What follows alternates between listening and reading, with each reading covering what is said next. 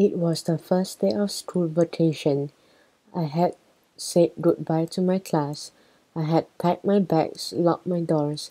Now I, Miss Frizzle, was on the move. Chris, Aunt Emily, look. Looks like this tour group is off to a flying start. This will really get the photo shoot off the ground. I wanted to see pyramids and temples and camels and mummies. So I joined a group of tourists heading for Egypt. Bob, did you pack Tiffany's 3,000-page encyclopedia of Egypt? I thought you did, Barb. On the trip, we'll learn by looking and listening. Then I won't need my encyclopedia. I knew my teaching experience would come in handy on this trip. Please raise your hand when I call your name. Jamal, Rashida. Why is she doing this? It's too much like school. I'll bet she's a teacher. Hey, that's my clipboard. Tiffany, they found a new mummy in Egypt. I thought all mummies were old. It was a long flight. When night came, everyone fell asleep, or almost everyone. Egypt is in North Africa. Postcard. Dear Grandma, so far things are up in the air. Tiffany. As the sun rose, we found ourselves flying over Egypt. Down below we saw the Nile River. Green farms ran along either side of the river. Beyond the farms there was nothing but desert. It was sand, sand, sand, as far as the eye could see. It hardly ever rains in Egypt. People have to get all their water from the Nile. It is the longest river in the world. This is the longest plane trip in the world. Our group couldn't wait for the plane to land. Fortunately, they didn't have to. Somehow the plane door swung open. I can't imagine how that happened, can you? Thank goodness I had supply of parachutes in my bag. Help! This didn't happen on our last vacation. Is anyone listening to me? No talking, please. I can't miss this. Click. Warning, do not try this on your next flight. It could be dangerous to your health. Postcard. Dear sis, I'm really falling for Egypt. Love, Emily. Herb, our tour guide, floated down into Cairo, the capital city of modern Egypt, but the rest of us were blown away by a gust of wind. In Cairo there are airports, tall buildings, computers, cars, and trucks. People also use camels, horses, and donkeys. Modern Egypt is a mix of old and new. Modern Egypt is a long way down. Almost all Egyptians practice the modern religion Islam. The language of Egypt is Arabic. All children learn English in school.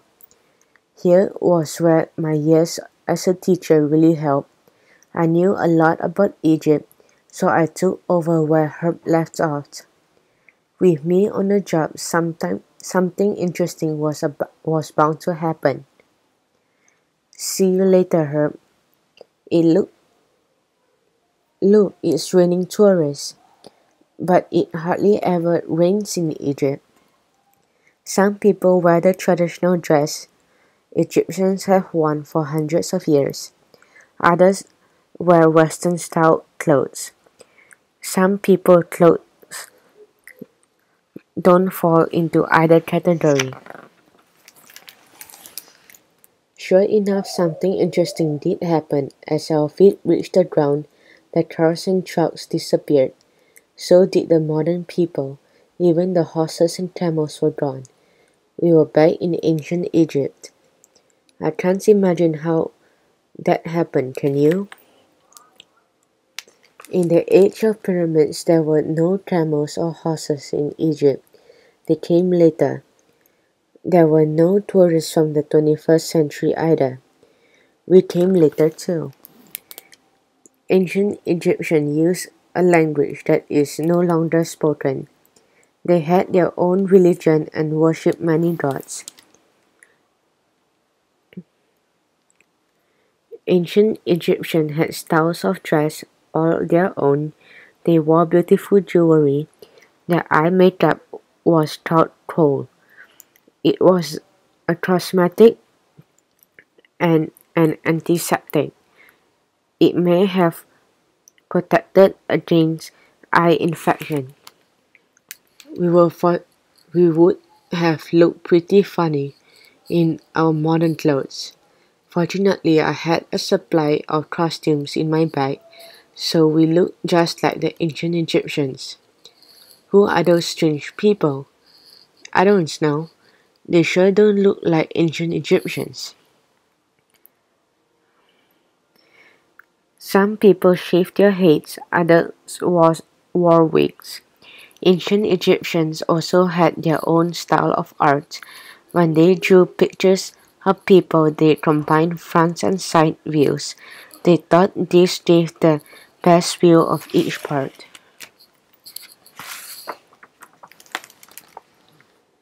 An ancient Egyptian town was a busy place.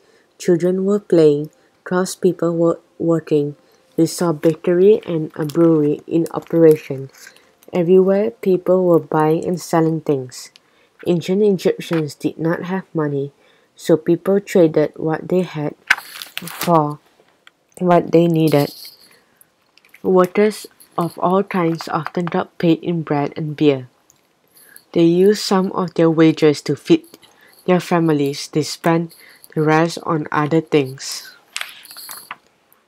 Most ancient Egyptians could not read or write, so they hired writers called scribes to help.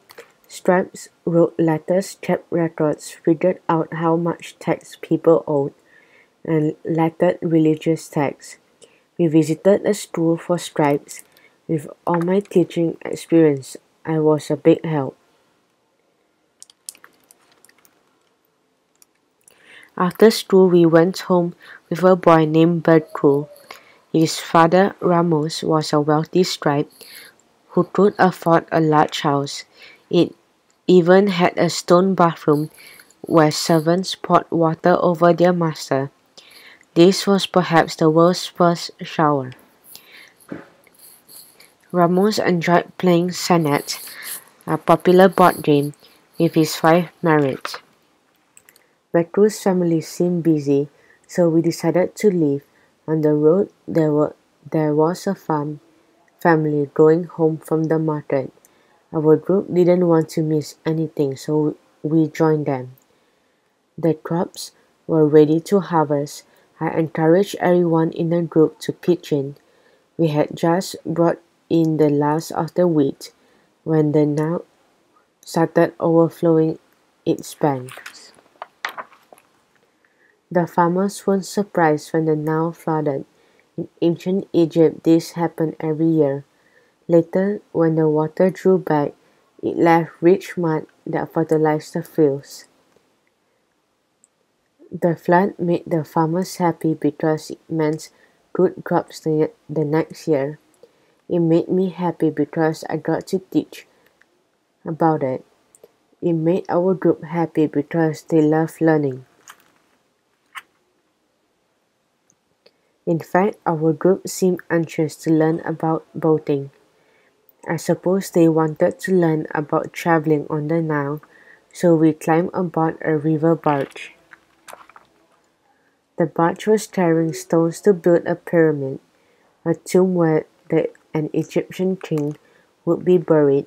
The pyramid was built in the desert.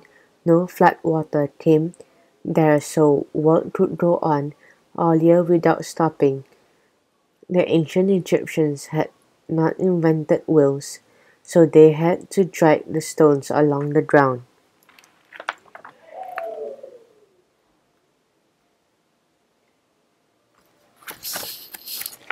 We joined the work teams, dragging stones up a dirt ramp.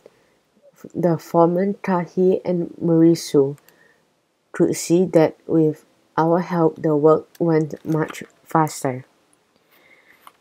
People often think the pyramids were made by slaves, but that isn't true. Pyramid builders were paid in bread and water, just like other workers. Imagine how excited we were when we saw the pharaoh's boat landing at the dock.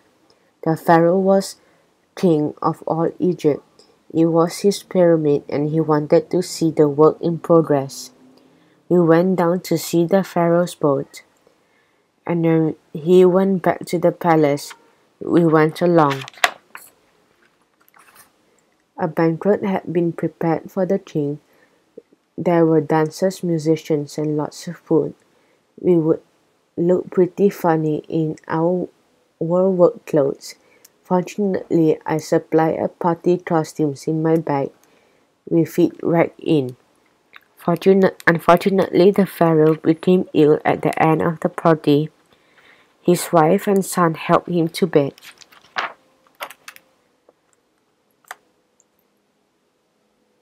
The next morning there was a big commotion in the palace. The old pharaoh had died in the night. Everyone was weeping and wailing. The ancient Egyptians believed in life after death, but they thought this was possible only if a person's dead body did not decay. That's why priests preserved the pharaoh's body by making it into a mummy. I knew that at this sad time they would be grateful for all the help they could get. A funeral boat carried the mummy to the pyramid, which was gleaming in the sun. Weeping relatives and funeral dancers followed the coffin. In the temple, priests performed religious ceremonies. After the funeral, the mummy was sealed up in the pyramid. Now the king's son would become the new pharaoh. The old pharaoh, the Egyptians believed, would live forever in the afterworld. When the funeral was over, a kind fisherman offered us a ride in his boat. Along the way, things started looking pale. By the time we reached land, ancient Egypt was fading from sight. I can't imagine how that happened. Can you? We waved goodbye to the fisherman and hurried to the Cairo airport. Guess who was there? Our tour guide, Herb. Now we were all together again and on our way home. The next morning we arrived at our home airport again. Everyone said goodbye and promised to keep in touch. The next day was the first day back at school.